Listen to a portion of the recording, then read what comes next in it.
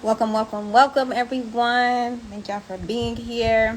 If you're catching the replay, welcome as well. My name is Naila. And I'm Bami. And we are having another live session with Indivisible Trust. We are committed to helping relationships thrive through intimacy, intention, and trust. And if those are things that you value in your relationship, welcome. We are so glad to have you here. Drop a lock in the chat if you value relationships. Yes. So today's topic, we're going to be talking about something that's very relevant for people who are invested in building high-value relationships, and that's what we call the marriage to divorce pipeline. So we're used to hearing about the school to prison pipeline, right? But what we're talking about is the marriage to divorce pipeline, and this is something that we find is afflicting many couples. So this is our effort to give more clarity to that topic so that we can better navigate the issues that our relationships face. Right. We're seeing divorce just really be pushed into our communities like never before. Yeah. And it's really important that we have people who are invested in relationships and can really diagnose what we're experiencing, because this has never really happened before in regards to our culture. It's not in our culture to promote the things that are being promoted to us. And right. So thank y'all all for being here. We're going to go ahead and hop into it. We're kind of late. We're a little bit late. We typically go live earlier. But we appreciate y'all for y'all patience and being here and always supporting us when we show up. All right? Yes. So before we jump into the topic, we want to just give a few disclaimers because we know this is a sensitive topic for many people. Right. So as we talk about marriages and the kind of pushback or the rejection of divorce, we're focusing on marriages that can be saved, not those of serious issues like abuse, infidelity, or neglect.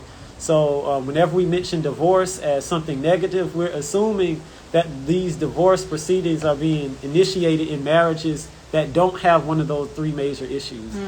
Because we believe whenever a relationship is dealing with chronic abuse, chronic infidelity, or neglect, specifically neglect of children, those relationships aren't salvageable. Right. So we aren't talking about those relationships. We're talking about relationships that are able to be healed, but it will require a little bit more effort than we're accustomed to bringing to the table. Right. We're talking about relationships that can be saved, but because we're being told and we're being conditioned to seek divorce as an alternative to resolving our problems, we go ahead and make these decisions that that literally throw off our whole life, right? And so, yeah. You want to read this comment? So, Life of the Party says, I've been with my husband for 19 years, married for 13.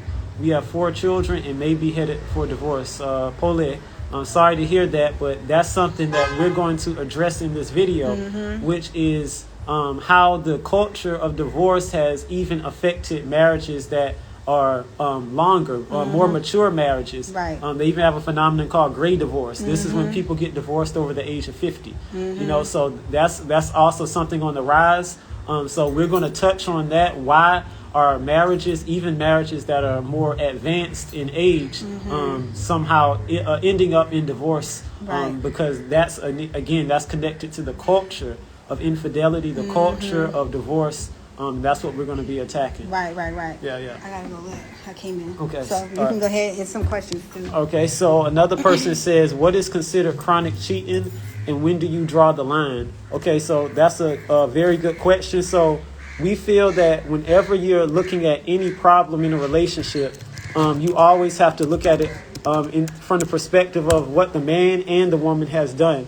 Meaning we can't look at infidelity out of context, meaning there's always precursors. So chronic cheating, this is usually the result of a long history of psychological abuse. One of the things we said is whenever there's infidelity in a relationship, it's preceded by emotional infidelity and some type of psychological abuse or psychological neglect. So when we're looking at what would qualify as chronic cheating or chronic infidelity, this is a pattern, meaning after the first incident, you've noticed behavioral patterns are the same. You notice the distrust that led to the initial incident of infidelity is still there. These are all evidence of what we call chronic infidelity. Also, chronic infidelity tends to happen more often in infidelity-based cultures. and these are cultures where singlehood is glorified. So it's not an objective, I guess, number that you can place on chronic infidelity. Any type of infidelity is bad for relationships. But when we speak of chronic infidelity, what we're saying is infidelity that is so deeply rooted that the psychological divide between the man and the woman can't be bridged. It's no way of reconciling it, because we have to remember, when we're talking about marriage, at least from an African point of view, it was always about providing a healthy environment for the growth of the children. So chronic infidelity, this is an environment where the child's development is impossible, meaning there's no way for that child to benefit. And a lot of times what you find is marriages end after infidelity even before the child is born, or before there's even an opportunity to try to reconcile or to try to fix the source of that infidelity. So a lot of what we're talking about when we talk about infidelity is what is the emotional, more so than the infidelity itself. What was the emotional, psychological source? And that's the distinction between chronic infidelity and infidelity that can be remedied through some type of counseling. The chronic infidelity is much deeper. Right. It is. Infidelity is really it's on both sides. There's responsibility on both sides that has to be had, and so yes, one person is more responsible than the other, but at the end of the day, when we commit to marriage, to be in a marriage with someone, we are saying that we're going to be in community with each other through thick and thin, right? And so when you look at other cultures, infidelity is not a deal breaker, right? Like, it's just that's why we said chronic infidelity. But it's very easy to slide into this more Western idea of how this is mine and mine, very possessive, right? And so that's a little bit more nuanced, right? Like, that takes a lot of discipline. It really does. And so these are some of the things that we try to help our clients work through, because when you are looking at marriage from a Western perspective, it's very easy to fall into things that other cultures just don't discuss, right? So you answered all the questions. There was two more. Okay. I says we reconcile for the children even though we are not happy within ourselves. As the partner, and I keep asking myself, is it worth it? From an African standpoint, we are taught as women to endure for the children. All right. So again, this is all about perspective, and making sure that the children aren't seen as a barrier to intimacy, but a kind of accelerator, or something that creates more opportunity for intimacy. Because sometimes, based on the perspective that you bring to the child rearing process, it can complicate the relationship, because now you're trying to balance what your personal desires are and your responsibilities for the child. But when you find the middle ground, when you say, okay, my personal mission, or what I want for myself and what I provide for the child, those two things align, then that's going to create more intimacy and less distance. It's not going to create a distance between the man and the woman. Also, a lot of these things that people have when they come to us about a divorce, a lot of this is social. A lot of this isn't even the person that you're in a relationship with. This is a social problem, right? And so when you condemn, or when you try to find reasons to leave relationships, you're probably going to find that same flaw in the next person, because it's a social thing. So a better approach is, how can I maneuver through this, maybe get into another society, right? Maybe our marriage cannot thrive in this particular society, right? That was our approach. We were like, we're not even going to have our marriage here. We don't want to put our roots in this nation because it doesn't align with our values. So a lot of times people leave their partners because they think that it's them, and not realizing it's the society. You are being conditioned to look at your husband as someone that is blocking you from freedom, and your husband is being conditioned to look at you as someone that's asking for too much. And you see, like, it's an attack. And so this is what this video is about. This video is essentially about how to recognize the attack, right? Because if you can recognize the attack, a lot of these concerns and a lot of these things that you feel are reasons for ending a relationship actually make you rethink it. Yeah, Okay. So Karibu, to those who just joined us, we're talking about the marriage to divorce pipeline. So quickly, we already put out a disclaimer, but now we're going to jump into one of the main topics, which is what Mama Jahi was just talking about, which is the influence, specifically the social influence that's shaping how we view divorce and when divorce is an option. So the first point we want to make is that black people are being influenced to see divorce as desirable. One of the ways this is done is through celebrity culture. So you see it in the headlines, you see it in the music, you see it in the news reports, you see it in social media. It's just everywhere. It's ever present. And the more we see these instances of divorce in these media spaces, we have to understand them as advertisements for divorce. If there's no price tag, it's not saying divorce for, $2,000. It's not like selling the divorce, but subliminally, the end goal for all of this media propaganda is to present an image of divorce that's more palatable, that's more satisfying to people who are in difficult relationships. Again, not unsalvageable relationships, but difficult relationships. Right. Yeah. Okay. So then divorce is often portrayed as freedom, while marriage is seen as restrictive. And so there's a huge push to convince us that there's freedom in not having someone to hold you accountable, because that's really all marriage is. It's just an accountability partner that is with you and around you all the time. And so if you are being told constantly that is a negative thing, like you don't need any freedom, you don't need to answer to a man, you don't need to answer to a woman, over time, even if initially you don't believe it, over time you will literally start to tell yourself that you're in a marriage or you're in a relationship that is preventing you from experiencing freedom, right? And so this is a thing that is happening like never before in the black community. Right. And freedom, remember, is always based on our ability to live by our principles. Meaning when we lose sight of principles, then the concept of freedom goes with it. So whenever someone presents divorce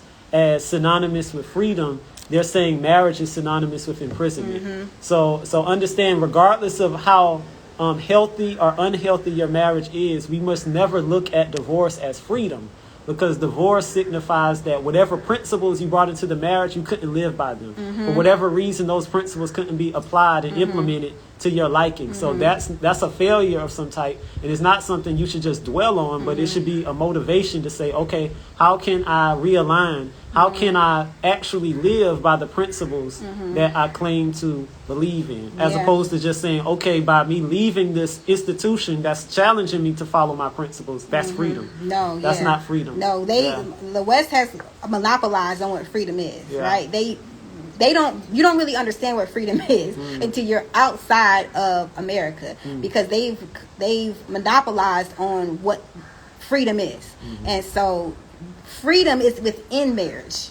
Sovereignty is within marriage. Wherever and your leaving principles that are. Exactly. And leaving that now makes you vulnerable to attack, makes you vulnerable to what things that you're going to see later on. We're going to actually give you stats. We got stats. We did not come here with opinions, okay? We came here with actual stats, actual experiences of people who got worse.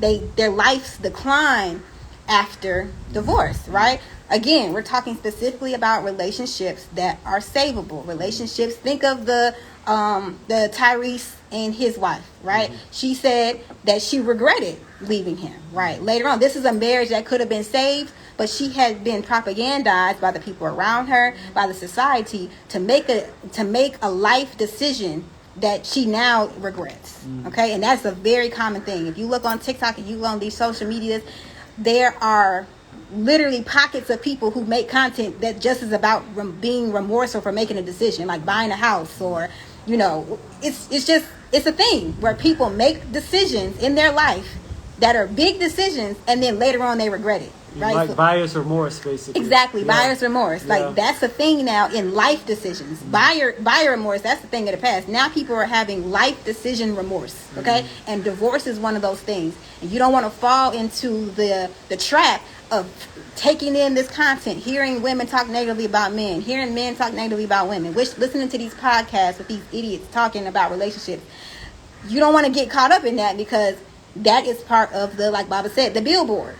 It's the advertisement, right? The advertisement for divorce, because it is a money racket. And they even have phrases to push it, like marriage isn't for everyone. Yep. Now, few things are for everyone. Very few. So saying marriage isn't for everyone, there's no information being conveyed in that statement. The better question is, what is the value of marriage? Right. What is the value of divorce? As opposed to saying marriage isn't for everyone. Because again, implied in the statement, marriage isn't for everyone, is that divorce is legitimate and divorce is something that you should desire to have. But these are statements that people make when they can't actually make an argument on why they are advocating for divorce. They don't have a reason why they're advocating it. They just have been told that this is the thing that we should do. So marriage isn't for everyone. But you know what else isn't for everyone?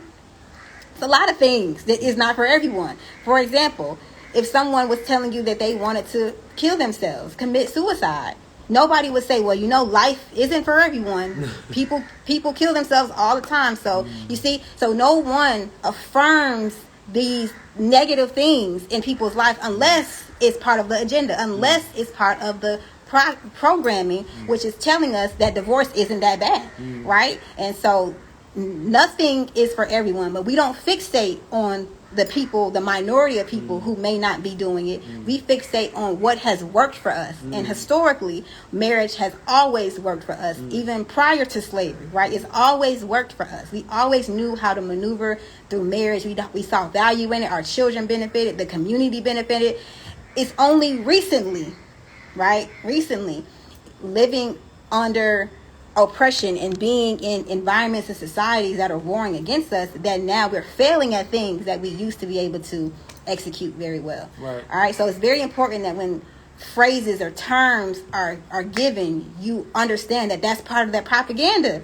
That's part of the attack. And there's already lingo. There's already verbiage. There's already scenarios and things that people already have worked out that can come and make the argument why divorce is better than staying in your marriage. Right. So now we're going to segue into the divorce pipeline. So remember, the title of the video is the Marriage to Divorce Pipeline. Let's explain what that is. So the Marriage to Divorce Pipeline is a social push to profit from every stage of a relationship, from dating to divorce and beyond. So you can think of the Marriage to Divorce Pipeline as this entity that tries to capitalize on the despair, on the dysfunction at every stage in your relationship cycle. So everybody in life, they all go through relationship stages. They have a singlehood phase, they have a maybe engagement phase, marriage phase, and then according to the marriage divorce pipeline, a divorce stage and a post-divorce stage. Right. So we're going to break down what that is exactly. So the divorce industry profits the most off of the marriage to divorce pipeline. And when we talk about the divorce industry, it's not just the divorce lawyers. These are also therapists, financial planners, accountants, any entity or any business that gains to profit from the breakup of relationships. There's a lot of them too. It's so many. and when we look at the stats, because again, we like to use stats and evidence to support our position, you see that this industry is a booming industry. So according to 2024 statistics, the divorce industry currently is worth a total of $55 billion with a B. $55 billion. The average divorce costs around $44,000, which is a historic high. In the last 20 years, the divorce industry has grown by 5 times. 5 times. So if you compare the divorce industry today to the one in 2004, it's grown by a factor of 5. Yes, and when you see growth like that, that's artificially induced growth. Things, the way nature works, it's a gradual. You see, like it's not just from 0 to 100 real quick. It's usually incremental. It's incremental, right? Yeah. So this is how you know it's induced. It's not natural for things to go from 0 to 5 times within that short amount of time. So this is how you know this is an agenda and this is being induced. Yes. So in America, there's a new divorce every 36 seconds, okay? Listen, in America, there's a new divorce every 36 seconds. And if anybody doubts these stats, just let us know and we can send you the sources. But these are all sourced statistics up to 2024. And lastly, divorce costs have increased by $30,000 in the last 22 years. So again, from 2002 to today, divorce costs have increased by $30,000. So all of these economic indicators, this is just another sign that there's what we call a marriage to divorce pipeline, meaning industries, commercial entities are heavily invested in the failure of our relationships because they're profiting from it financially. Specifically black relationships. And even when we're single, they continue to profit because single people consume more than married people. So we have to start looking at divorce as something that's not just personally destructive, but is socially induced. Socially induced. Meaning you have a social interest, a social investment in the collapse of specifically black relationships. Exactly. Because that's where our sovereignty is. We can't even begin to talk about freedom if we're not even in relationships. Freedom is for people that know how to navigate relationships. And this is why Indivisible Trust for us is so important. It's deeper than just keeping you in your relationship. That's great. But we're talking about if we don't have this fundamental ABC down pat, then we can't really talk. We can't execute anything. Relationships, that's basic, right? These are basic things. And so because we've been ripped from our culture, because we've been propagandized our whole life on how to view relationships, now that we're in them and now that we have them for ourselves, we're starting to realize that we're not really equipped to navigate relationships. It's easier for us to be single, but being single is not natural. Yeah, it's not natural. It's actually the older you get, the more unbalanced in health-wise and mentally. And we're going to touch on that as well. Right. A lot of times when we talk about divorce, we don't really focus on the mental and physical fallout, the mental and physical toll that it takes on people. So we want to show that as well because that's giving you a clearer picture of what's being sold to us. What are they really selling to us? We're going to get to that in the next part. But let's go ahead and break down the stages of the pipeline. Right. So the marriage to divorce pipeline, it consists of 4 primary stages.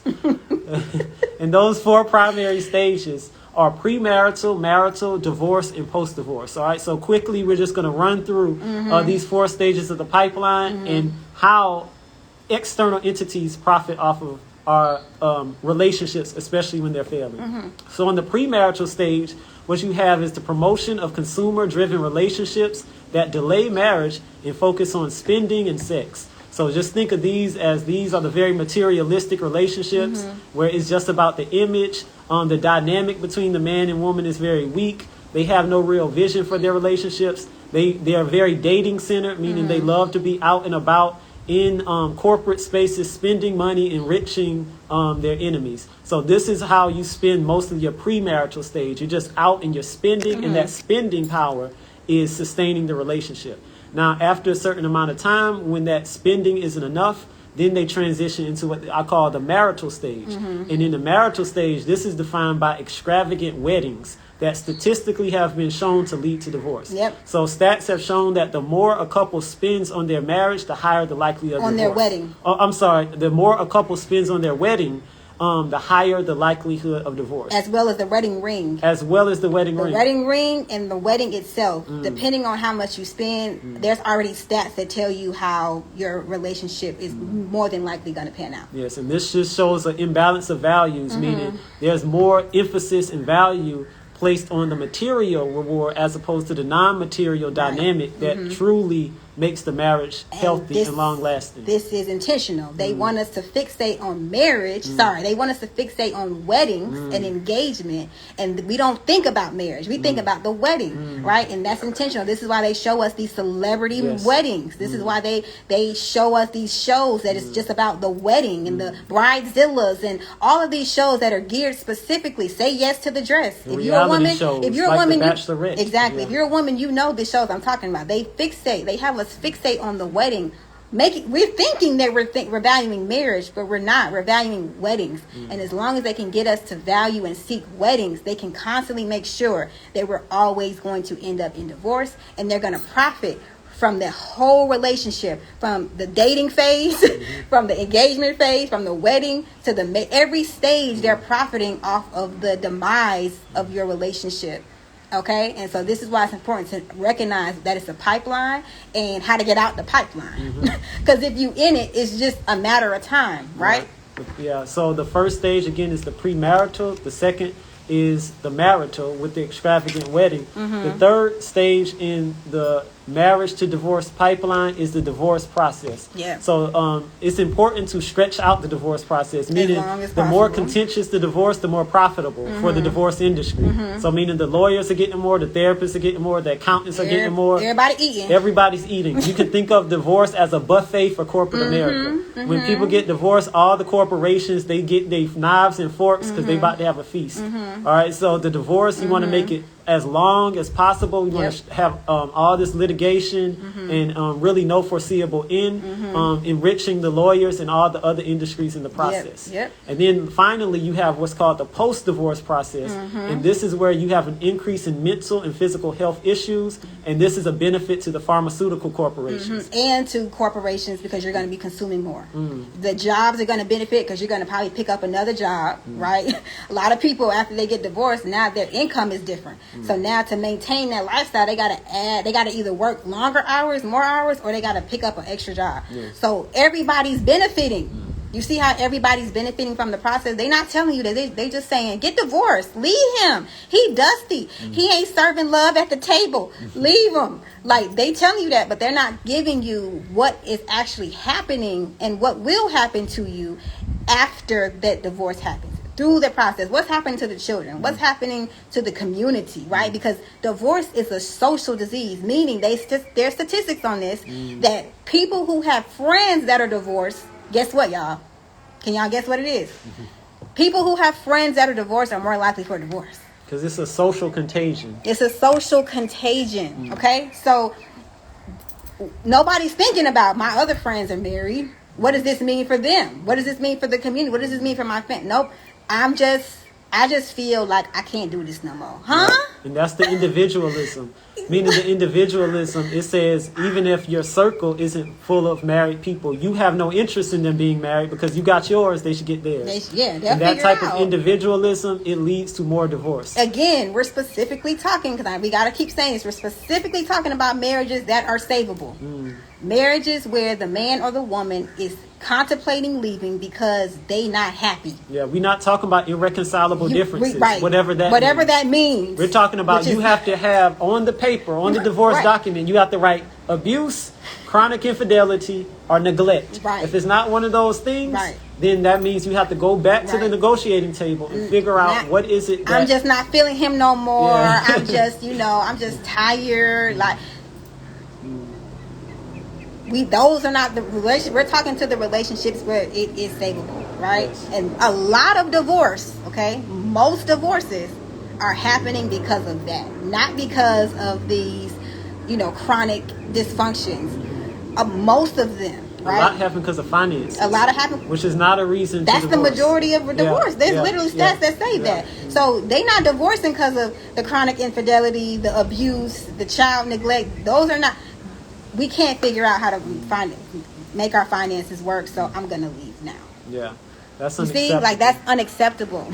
Unacceptable. So, and lastly, for the marriage to divorce pipeline, every remarriage increases the chances of another divorce, keeping the cycle going. So a lot of people, they think, oh, well, I can just remarry, and that way I got out the pipeline. It's like, yes, it's possible, but statistically it shows that once you have one divorce, the second marriage is a higher likelihood of ending in divorce than the first one. And then the third is a higher likelihood of ending in divorce than the second one. So the key is, if you get married, you want to make sure that you secure your first marriage as much as possible, because if that marriage happens to fail, then the likelihood of the pipeline capturing you is higher, than ever. Right. And this is also why it's important to know how to get married, to understand the value of marriage before you get into it. Because if you understand that, you won't be making decisions based on feelings. Like, you'll be making decisions based on, we have a shared mission, right? And that's what we teach. We teach people in Indivisible Trust how to really approach relationships, because we don't know how to do it. Most Black people do not know how to approach relationships with a foresight and a decentering of self, right? If you don't know how to do that, you're probably going to pick a partner who's going to chronically cheat on you. You're going to probably pick a partner who's going to abuse you, because you didn't go into the marriage with an understanding of what marriage was for and how to navigate through it. Yes. Okay? Yeah, so this next stage, we're going to talk about And if those just joining us, we're talking about the marriage to divorce pipeline. We've already given statistics. We've already given examples of how the divorce industry profits off of divorce. But now we're going to talk about the real impact, meaning the mental and physical impact on our health. The stuff they don't tell you. The stuff they don't tell you. So think about when you see a ad for a drug. What do? They say this drug will do this. It will help you with that, and that. And then before the commercial for the drug goes off, they be like, side effects are. They run them off. They run them off really quick. Yeah. That's the real drug. That's what it is. That's what it is there. You're buying the side effects. You're buying the side effects. Yeah. You could lose the movement in your left arm. They cause blurred vision in both eyes. It's like, wait, blindness? Did you just say I would be blind? Like, so, but they're telling you this because they understand that it would be wrong for them to lead with, right. Yeah. So, and it's even wronger not to say anything at all, right? But that's what they're doing when it comes to divorce. They're telling you, take this drug, you need it, it's amazing, it's great, it's going to give you everything you want, going to give you all the freedom, all the liberation, and they're not giving you those side effects, but we're here to give you those side effects. So this is what the divorce industry calls freedom. This is the mental and physical health effects of quote-unquote freedom. This is what you're signing up for. So divorce often leads to mental health issues like anxiety and depression. It can cause heart disease and stress. Divorce increases the mortality rate for men by 250%. Think of that. Now for men, that stat alone should be a deterrent to divorce. Our mortality rate, meaning the likelihood that we will die, goes up by 250% after divorce. But the thing is, Bob, the men aren't really the ones asking for it. They're not asking. Most of initiating a divorce are women. Yeah. So that needs to make us think about when we see divorces, what is happening to the man in that relationship. People often lose weight. This is men and women. Abuse drugs or engage in other addictive behaviors like retail therapy. You go on shopping sprees. You start eating crazy. Yep. You start binge watching stuff. Now you go into the gym more. You just have no balance in your life. Yep. That's another effect of divorce mentally. Suicide risk, panic attacks, and financial stress all go up. Yep. It's important to highlight that the financial stress is particularly harsh for women who after divorce, because while they're celebrating, at least in the media space, their freedom, now they have to carry all the living expenses alone with one income, whereas they used to have two incomes. And they're trying even harder to communicate that they're actually happier, and that trying to communicate that you're happier after divorce costs more money, more stress, right? And you're living a lie. You're telling us that you're happy, that you're free now, and the man was horrible, and now you're a single woman and you can go on your girls trips and all these great things. But at night, ma'am, you're still you're going through it, and you're having to propagandize us on Instagram to make us believe that you're happier when you are outside of the marriage, and that causes stress. Whenever you aren't being authentic in your representation of who you are on social media and who you are in your personal life, that's stress, that's anxiety, that's depression, right? And a lot of people on social media are living double lives, right? And so it's really important that we as women understand that the women that we see, Tia Mari is actually a great example. The women that we see after they get divorced and they're living their life and they're smiling and they're dancing and they're doing all these videos and TikToks, this is part of the propaganda. This is part of it to make you believe that your life will somehow get better after severing a covenant. By getting rid of an asset. Right. Because remember, the assets are divided when you get divorced. Yeah. So anytime you divide an asset, the value of that asset is going to be lesser than it was when those assets were united. Because marriage is an asset. It's our greatest asset. Yeah. Nobody will celebrate you for selling your stocks. Right. You only celebrate when you purchase new stocks. Yeah. Well, right. Or you can at least use it as leverage. Right. But you don't celebrate when you're dumping your stocks, because now it's like it's not the value that you put in it is now. It's not giving you that return on investment. But notice we see divorce parties. So people are celebrating the selling off of a major asset, and you didn't get the return on it. So it's very important that we really analyze what we are advocating for when we promote these ideologies. These ideologies. And this is why many people regret getting divorced, because after the initial high right. of having the divorce finalized, right. There's a crash. It's just like a drug. It's like a sugar. What happens when you take drugs? Caffeine. You get a high, and you floating on cloud 9. This is amazing. And then about 5 hours or however long later, you crash. Now your nose diving. Right. So that's what divorce does. It entices you with this promise of a high, not telling you that high is temporary. And when you crash back to earth, nobody's there to help you back on your feet. So what we're teaching you how to do is how to stay on your feet and how not to rely on media to dictate how you navigate your relationship, and then using the community. People like us, people who are invested, people who are married, people who have knowledge, who have experience to help guide you on what decisions to make in your relationship. So what is society really promoting? So when divorce is encouraged, these negative impacts are what's truly being advertised. And being married means you're vulnerable to outside influences. So it's very important that you're aware of these threats. One of the biggest mistakes a married couple can make is to assume that this divorce industry, this infidelity-based culture, this marriage to divorce pipeline doesn't exist. Yeah. That it's just a conspiracy. It's just it's not real. And it's not real. So when you tell yourself these lies, what happens is that you make your marriage vulnerable to be co-opted, to be undermined. So the way you keep your marriage strong is that you intentionally act in a ways that is pushing away the influence of this marriage to divorce pipeline. You're protective of your asset. Yeah, There's certain things that you don't watch. There's certain things that you just don't engage in. There's certain people that you do not engage with, just based on sometimes how they look. You don't even have to know them. You can just be like, it just don't align. Just don't align. And that's okay, but that's protective. But we're not taught to protect our marriages. No. We're not taught that. We're taught about weddings. Yeah.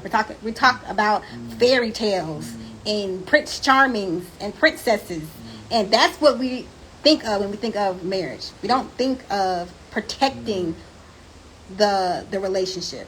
So correct. We don't have this kind of protective guard the gate mentality for our relationship. We have to guard the gates of our marriages. Right, because the attack and the agenda is going to get you. I know you may think that your marriage is different and that you have some type of immunity to all of these things and that you can do it, and you've been together for so long and we ain't got. But the thing is, when you live in a society that is propagandizing this, propaganda is very, very effective. It's been used for centuries at this point. It plays to your emotions, not your logic. Exactly. Yeah. So it's not really about what you think. It's about what you feel at that point. And the society has more control. They have more power. They have more access to you. They know they on your phone.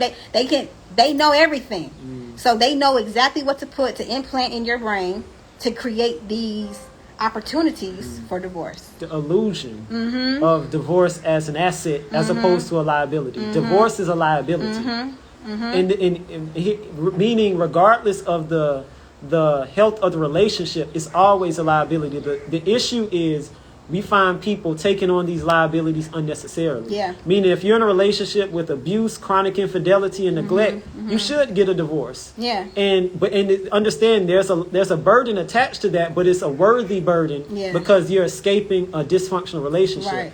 It becomes an unworthy burden when you divorce in a relationship that can be remedied. Right. You see, that's when it becomes unworthy burden. Right. It's like going and get a surgery for something that all you need to put on it is some aloe vera. Some aloe vera. Yeah. Don't go and amputate your hand. Yeah. Just go and get some ointment and fix it. But it's nope, just cut the hand off. It's no, that is not the solution, right? But yeah. So your marriage's strength depends on the support system or the network of married people around you. Or another way of putting it is your marriage is only as strong as the network of married people in your environment. Say it again. Your marriage is only as strong as the network of married people who are in that environment. Meaning if you live in a culture where marriage is demonized, where marriage is minimized, where divorce is glorified, where infidelity is glorified, even if your marriage is strong, it's going to be affected by that environment of infidelity. It's going to be affected by that environment of demonization of marriage. So whenever you're securing your marriage against outside forces, ensure that you have a network of married people who value marriage just as much as you value your marriage. If not more. Right. Meaning elders. Right. That's always important. So when we're talking about the influence of divorce, a lot of this is connected to the peer pressure. Yeah. Meaning you want to be in the in group. All my friends are doing Everybody it. else Everybody's get divorced. doing it. But everybody isn't telling you what we listed before about the 250% increase in mortality among men, the increased stress and the panic attacks and the anxiety and the depression and the suicidal thoughts. Right. And all of that's not in the advertising brochure. No, it's not. So what we're telling you is this is the part of the advertising brochure for divorce that they don't tell you. The parts that affect us greater than the trips and the buying things and the having time to yourself.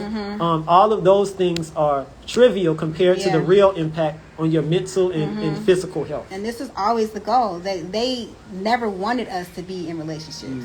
This is why they outlawed marriage on the plantation. They didn't want us getting married. No. Marriage communicates sovereignty. And why would I want people to be sovereign if I want to oppress them?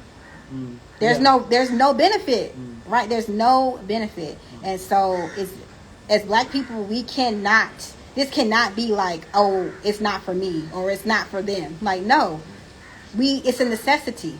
It's a necessity. Yes, it's a necessity just as much as water, just as much as food. Now, you can live without it, but if you had the choice, why would you? Right. You see, that's what we're questioning. And they know it's important, which is why they're spending so much time and energy, years, centuries at this point, trying to convince us that marriage is not that important. So the takeaway here is community, right? You have to be in network with people who look at marriage as your greatest asset and are invested in the success and the health and the vitality and the longevity of your relationship. And if you don't have that, your relationship is bound for failure. Because it's just it's a community. Marriage is for the community. It's not for individuals. You cannot have your marriage on an island. It's going to be swallowed up by the tsunami. Yes. It has to be on the mainland. Yes. So even when the tsunami comes on the mainland, the whole mainland ain't gone, is it? No. There's still something there. And we can work through and we can rebuild. But if we on an island, that's a disaster. So we have to put our relationships in better positions, surround them around people who value them, invest in them in the way that you invest in your job, in the way you invest in stock, in the way you invest in all the things that you think are important, which are not as important as marriage. But that's the same approach that you have to finances and jobs and interviews and entrepreneurship. Where is that same energy for marriage? Where is it? It's not there, and that's why Indivisible Trust had to be created. Yes. Because it ain't there. Like, you really not going to find people who are invested. You'll find people who try to help you find the right one, find your magic man, or find your perfect, your soulmate. Like, there's things like that, but there's nobody saying marriage is still valuable. Who's doing it? Show them. Put them in the chat. Drop it. We want to see them. Where they at? Yeah. Where are the people that are advocating for people to remain in their marriages? Yeah. Black people specifically. Because it's not just finding someone, it's sustaining. Sustaining takes more work than finding. You can find it. You can just go to anywhere and just point out somebody. And if y'all have a good conversation, you found somebody. Right, because it's easy to get married. People get married in Vegas. Yeah. People literally just go to the office and be like, I want to get married. Yeah. So it's not hard to get married or find someone to marry. But it takes more intentionality to place your relationship on a pedestal and create scenarios so that the relationship is bound to thrive.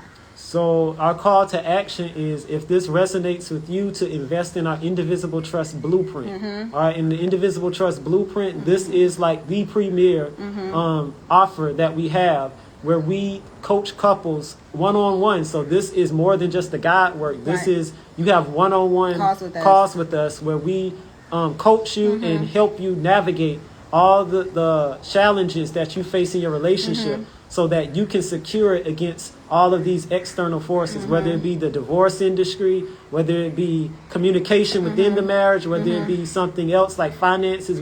We teach and we guide you on how to better manage those responsibilities within the Indivisible Trust Blueprint. Yes. So this is for couples who are engaged, who are wanting to be married, are already married, and want to scale their relationships to higher heights. They want to infuse that longevity and that trust and that intentionality and that intimacy in their relationship, but they don't know how to do it, right? So that's what the Indivisible Trust Blueprint is, and it's curated for relationships to thrive, right? We got work for you to do. We have workbooks. We have sessions that we have laid out, all the things that you need to really challenge you, right? Because it's a challenge. It's a challenge, but it's a worthy challenge, and so is anything of substance, right? So this is all it's about. It's about pushing the health and vitality into your relationship. So if you know someone that is contemplating divorce, if you yourself are contemplating divorce, if your parents, anybody is struggling and trying to figure out, should I leave him? Should I leave her? Send this live to them. Send them the Indivisible Trust Blueprint and encourage them before you make this decision. Because you about to spend, how much was it? $44,000? 42. Let me get you the exact number. 42, so I think. The average cost of divorce today is $44,000. You're about to spend $44,000 anyway, yeah. right? If you decide to get a divorce, at least try to say, all right, before I spend this check, before I cut the check to leave this person, let me just make sure that this is not something that can be saved. And nobody's doing that, really. Like, nobody's doing it. And so we value relationships, we value you, we value our people, and we want to see you in not just marriages, we want to see you in healthy marriages that can be a sustenance for the community. Everybody can benefit from your marriage. That's really where we're supposed to get to, right? We're supposed to get to the point where everybody benefits from our union. And that's what this is. This is us helping you because we are in a place, right? We're here, we're on the continent, so our marriage is completely different. So we have this time, we have the space, we have the ability to be able to make sure our marriage is good, and then say, all right, now let's help somebody else. Let's help other people make sure that their marriages can scale and sustain themselves for years and years to come. Okay? So we thank y'all so much for being here. Thank you for the questions that you all asked. This is something that is very important to us, and we will see y'all next week. We go live every Wednesday at 4 p.m. Or 4 p.m. our time, 9 a.m. Eastern Standard Time. So make sure you share this live with someone. Make sure you join our email list. You can join that through the link in our bio. And we will see you next time. See you next time.